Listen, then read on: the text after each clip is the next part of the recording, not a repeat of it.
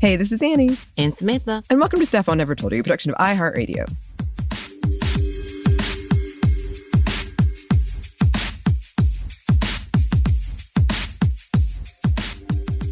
And welcome to our sub segment, Fictional Women Around the World. Credit where credit is due with this one. I got this idea from our book club pick. Yeah, I was looking at this. I was like, this sounds familiar. Yes. I like it was such a good one. I have read this book. It's been a while. It's actually a series, but it was college, which for me has been a while. Yeah. So just a note on that. But when I was reading it, I was like, oh, yes, I remember loving this so much. And I thought it was a really good example. It was given as an example of a woman with a disability. And since it is Disability Pride Month, I thought that was appropriate. But also our series on religion, kind of related. I will say, as always, it bums me out when we do these, but I had difficulty finding a character, a woman, especially, with a disability when I was researching this, other than like every hero ever has PTSD, which counts. I had some trouble, so that's not great. But this story does have a lot of fans to the point that it is now a traveling opera, which is really cool. I was listening to the music. Yeah, it was really good when I was researching this. And I love Octavia Butler. It was one of my favorite, because you get assigned reading in school. It was one of my favorite assigned readings I ever got was Octavia Butler. And I actually recommended it, Lilith Brood, I was on this podcast hosted by two young women. At the end, they asked for a book recommendation, and I recommended that. And I was like, I don't know if that was age-appropriate recommendation, but okay. Well. I'm thinking the same thing. I was like, you did what? Yeah, sorry. To be fair, I read a lot. We've discussed this. We read a lot of adult books as children. I did. I was talking to my partner, and he had read Tolstoy, I think. And I was like, yeah, I read Karenina in the 7th grade. For the accelerated reader points. Exactly. It is really dark. They were worth a lot of points, though. It was. Yes. I remember it. Don't fight me. Yeah, no, me too. All right, so all of that prelude aside, today we are talking about Lauren Olamina, who is the 15-year-old Black protagonist from Octavia Butler's 1993 speculative fiction, Parable of the Sower. And for some reason, I've always said Parable of the Sower, even though I know what you reap is what you sow. I don't know why. Really? Yes, please don't make fun of me. I'm sorry. I'm learning all the time. I guess this is one of those religious words that I know so clearly that it's shocking. And then I forget that you weren't like, you grew up not as religious as I was, because we talked about that in Christianity. I'm like, yeah, that's this word and you have never said it, but I knew it really well. So that makes sense. Sorry. That was mean of me. I do know what you reap is what you sow, though. But whatever. Now I know. I'm glad I looked it up, even though you could have corrected me. That's good. I would have. I think there would have been a moment of like me just giving you a confused face, like, yeah, have I been saying it wrong? Because I would have believed that too. Well, the story takes place in 2024, which was kind of frightening. We'll talk about that more in a second. And Lauren lives in a walled-off community in the fictional Robledo, California. And due to issues like climate change, economic disparity, and racial divides, the U.S. is an absolute violent chaos and a mess, and pretty much a dystopia. Lauren is the daughter of a Baptist preacher and a woman who died in childbirth. Lauren comes up with her own idea of God, a God based on what she has seen and observed. She gives her belief system the name Earthseed. Basically, the core of the system has to do with the idea that God is change and humanity's future is in the stars. Change is something that shouldn't be run away from, but embraced in her mind. And we get a lot of insights into the character through her writings because she's an author too, and so there are excerpts from her work, Earthseed, the Books of the Living. If God is changed, then actively working to change things is spiritual, godly work in her mind. So here's a quote.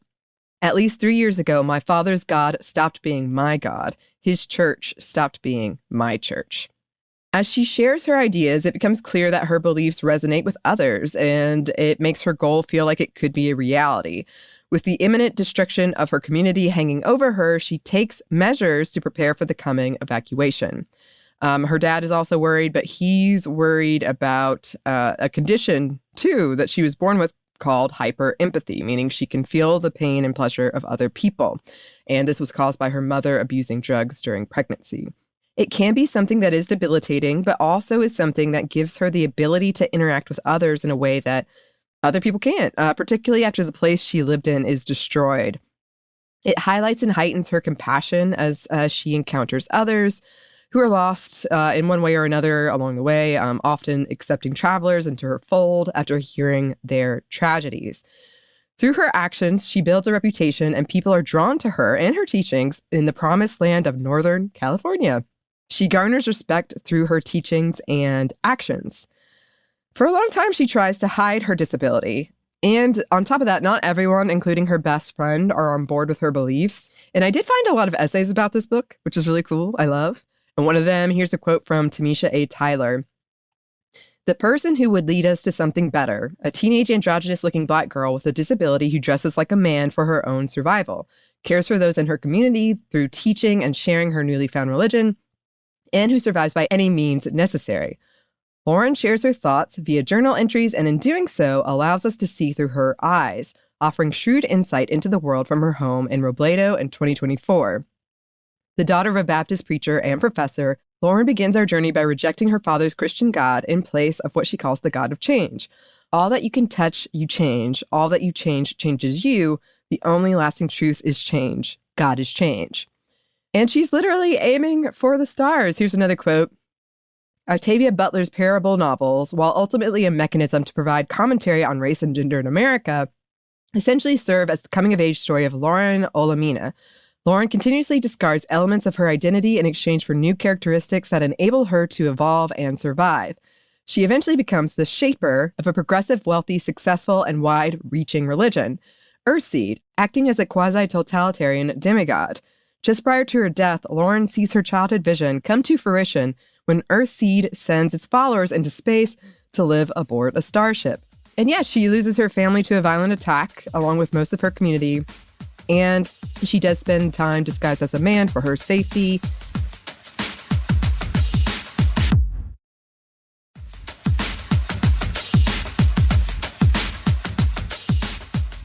There are things that are scarily reminiscent to today, like interracial marriage is stigmatized, women fear sexual assault, and a type of enslavement has returned through indebted labor. It is kind of eerily prophetic. In the sequel, there's an authoritarian dictator who uses the phrase, "Make America Great Again," which Butler heard Reagan use when he was campaigning, but still, freaky. There is still ideas around race and racism being not easy to escape even after an apocalypse. There's stuff about the gender binary as outdated. There's discussion around passing as a survival strategy, both racially and genderly. That's not a word. I'm going to use it. Here's another quote. "By creating characters that are able to pass as a member of a gender other than the one with which they biologically identify, Butler presents strong social commentary on the prescriptive nature of gender in contemporary society, suggesting that gender is merely performance and has no basis in biology."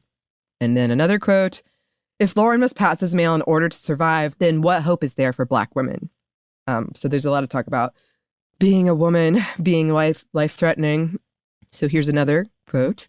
"Repression of women has become more and more extreme. A woman who expresses her opinions, nags, disobeys her husband, or otherwise tramples her womanhood and acts like a man might have her head shaved, her forehead branded, her tongue cut out, or worst case, she might be stoned to death or burned."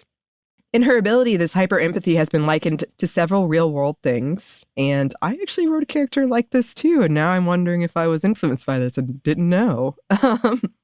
Because of her ability, she is very compassionate, depending on how people frame it, and in it for everyone and not just herself, so she can even sense animals to a point.